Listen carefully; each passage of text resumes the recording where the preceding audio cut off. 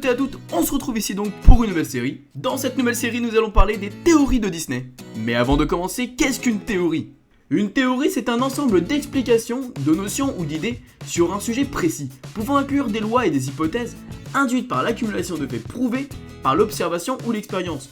En gros, une théorie, c'est quoi ? C'est un fan qui va donner des idées ou des hypothèses sans vraiment avoir une certitude à 100%. Et oui, comme vous l'avez compris, le thème d'aujourd'hui c'est sur la Reine des Neiges. Ce célèbre Disney cache de réelles théories.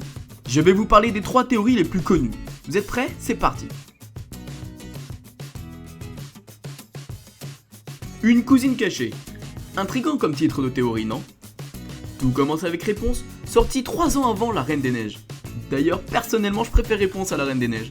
Bref, comme je disais, ce film est sorti 3 ans avant la Reine des Neiges. Ce qui veut dire que le mariage de Réponse se passe 3 ans avant le couronnement d'Elsa. Mais que se passe-t-il 3 ans avant le couronnement d'Elsa dans le film de la Reine des Neiges ?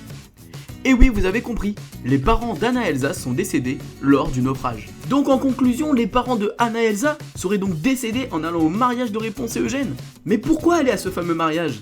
Ont-ils un lien ? Ont-ils un lien de famille ? C'est ce que nous allons voir justement. Regardez attentivement ces photos. De nombreuses personnes vous diront que les 2 reines sont sœurs. Mais non, elles n'ont pas de point commun.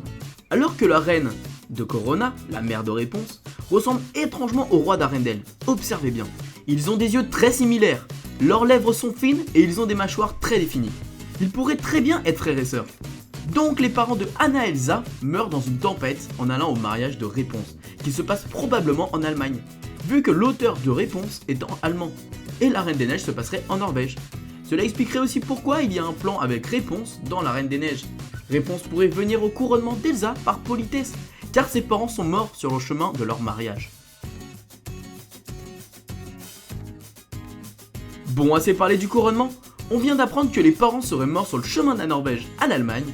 Leur bateau se serait donc échoué au milieu de la mer du Nord. Mais ce bateau ne vous rappelle-t-il pas quelque chose ? Eh oui, le bateau dans la Petite Sirène, ce qui est tout à fait possible vu que le conte d'origine a été écrit au Danemark, donc au niveau de la mer du Nord.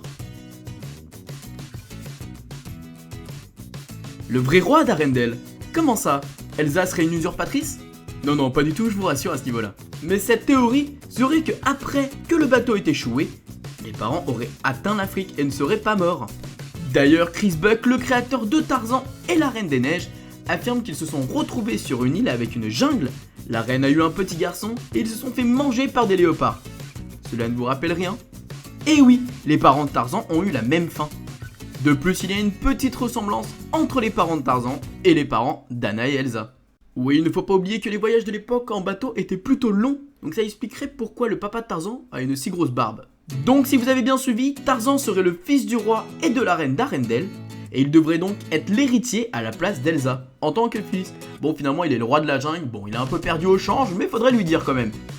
Voilà les amis, j'espère que ce nouveau principe de vidéo vous a plu. J'essaierai de faire d'autres théories par la suite. N'hésitez pas à mettre en commentaire si vous avez appris des choses ou si également vous connaissez des théories sur la Reine des Neiges.